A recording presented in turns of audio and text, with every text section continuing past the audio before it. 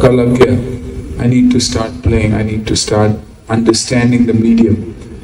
So मैंने dead defying stunts किए to separate the men from the boys, to say कि हाँ यार ये एक हीरो है जो पागल है, क्या एक्शन करता है।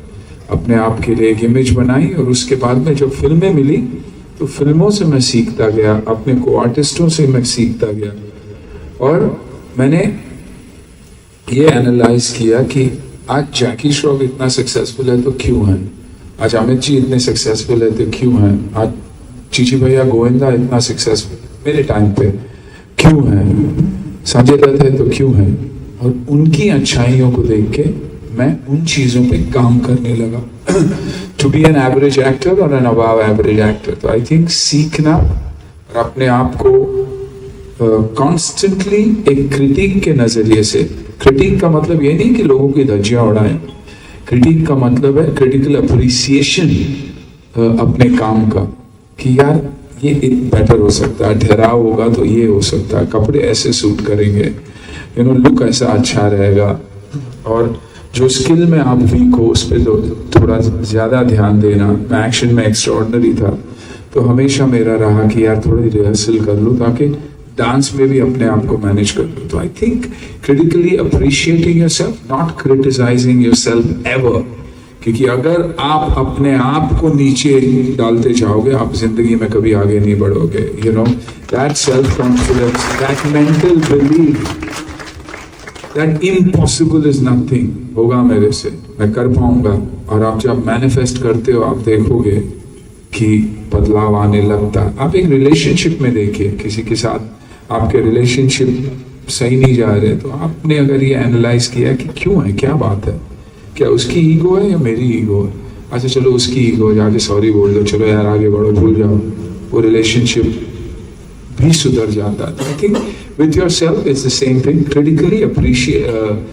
critically appreciating yourself and critically looking at yourself is very very important. Very true sir. बहुत बार ऐसा हो जाता है कि इन द बिजनेस हम लोग लोगों को जज करने लग जाते हैं, हम लोग लोगों के लिए बिलीफ पैटर्न्स बनाने लग जाते हैं, but we never look inside us that how we are. So आज एक और चीज समझी कि if we really want to grow in life, अगर हमें सच में सक्सेसफुल होना है तो we should first look inside us and we should take all the weaknesses out. दोपहर में जब सर से बात हो रही थी तो ही सेड कि he was into a restaurant business at the start. So उस रेस्टोरेंट बिजनेस में ही वॉज डूइंग 20 आवर्स का डे शिफ्ट, मतलब ओवरऑल 24 घंटा में he was working for 20 hours. That motivated him, that passion made him to work for doing 10 hours of action non stop in the movies. So यही जज्बा हमें हमारे अंदर लाना होगा कि अभी हमें हमारे अंदर झांकना होगा, and we have to get those bad things out of us if we really want to grow in the business. Thank you so much sir for such a beautiful insight. Last 2 questions sir from the audience, on which I will be only questioning you. So you have always stated how valuable the mentors are in the life. So who was your mentor and for the business, and what role you looked at him? I think I always said my father was my hero, and my father was my hero क्योंकि उनकी एक कहानी थी। 9 साल की उम्र में भाग के मैंगलोर से मुंबई आए थे। एक रेस्टोरेंट में उन्हें नौकरी मिली, नौकरी से ज़्यादा आई थिंक खाना मिला, और इसलिए काम किए। एक टेबल साफ करने के लिए चारों दिशा घूमते थे क्योंकि इतने छोटे थे कि उनके हाथ नहीं पहुंचता था। उसके बाद जिन रेस्टोरेंट्स में उन्होंने काम किया, एक में रेस्टोरेंट में काम किया तो यू नो धीरे धीरे काउंटर से लेके वेटर से लेके मैनेजर बने। फिर उनके बॉस ने उन्हें एक नई रेस्टोरेंट खुल रहा था तो वहाँ भेजा सेटअप करने के लिए, मैनेज करने के लिए। उसके बाद एक तीसरे जगह पे उनको भेजा गया जहाँ होटल भी था, उसे मैनेज करने के लिए भेजा गया। और क्योंकि ओनर का अपना कोई ये नहीं था, वारिस नहीं था, उन्होंने डैड से पूछा कि क्या एक उम्र के बाद कि क्या आप इन चीज़ों को चलाना चाहोगे, तो डैड ने कहा हाँ। और फाइनली उन तीनों जगहों को वो खरीदे, और आज भी उसकी बदौलत हम अपनी जिंदगी आगे लिए। तो मेरे लिए मेरे पिताजी के से बड़ा कोई नहीं था, क्योंकि जब मैंने उन्हें पूछा कि डैड मैं रेस्टोरेंट लाइन आना चाहता हूँ। बोले आ जाओ मेरे साथ, सीख लो, मेहनत करो, देयर बी नथिंग स्पेशल। तो मैं रेस्टोरेंट था, रेस्टोरेंट के दौरान मुझे अपॉर्चुनिटी मिली मिसचिफ बोल के क्लोथिंग लाइन सेट करने की, क्योंकि I was a clothes house. तो उन्होंने तब भी मुझसे कहा कि one life to live, give it a shot. जब मुझे फिल्मों में ऑफर आई तो ही सेड बहुत कम लोगों को ऑफर मिलता है, चांस मिलता है, तो क्या अपने क्राफ्ट को जानते हो? आई सेड हाँ, you know I think I am good, says give it a shot. तो कभी उन्होंने मुझे रोका नहीं, you always encourage me.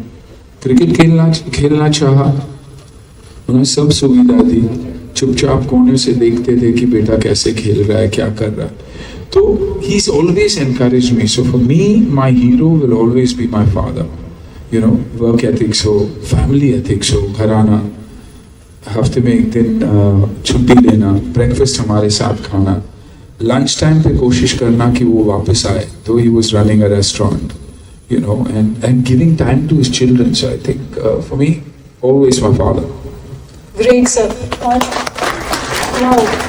Mentor life में, मेंटोर और गुरु होना बहुत जरूरी है। ये नहीं क्योंकि वो प्रिडिक्ट करेंगे कि आपकी जिंदगी के साथ क्या होगा। मैं ज्योतिषी की बात नहीं कर रहा हूँ, मैं गुरु की बात कर रहा हूँ।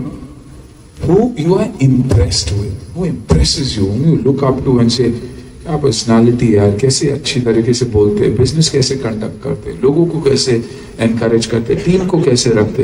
मेरा मानना है गुरु और मेंटोर वो चीज़ है, जब आप एक हाईवे पे चलते हो, हाईवे पे कभी लाइट्स नहीं होती है नेशनल हाईवेज पे, तो हमेशा आपको दिखाई क्या देता है? अंधेरा। आप अपनी गाड़ी की लाइट चालू करते हो तो 100 फीट की दूरी तक आपको दिखाई देता है। आप सोचते हो यार मैं अपने डेस्टिनेशन तक कैसे पहुंचूंगा, लेकिन इस लाइट के वजह से वो 100 फीट बढ़ते बढ़ते 100 माइल हो जाता है और आपके डेस्टिनेशन पहुंच जाते हो। तो for me a Guru is that light, that headlight that shows you a bright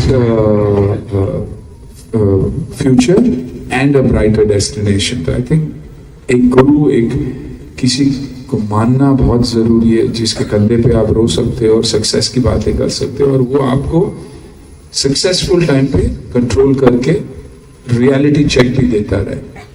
very true sir. नहीं तो आजकल का जमाना इज लाइक कि बच्चे वो कभी नहीं करना चाहते जो उनके पापा करना चाहते हैं। So it is really pleasure to listen from the Sunil Shetty who has running such a beautiful business, such a life renowned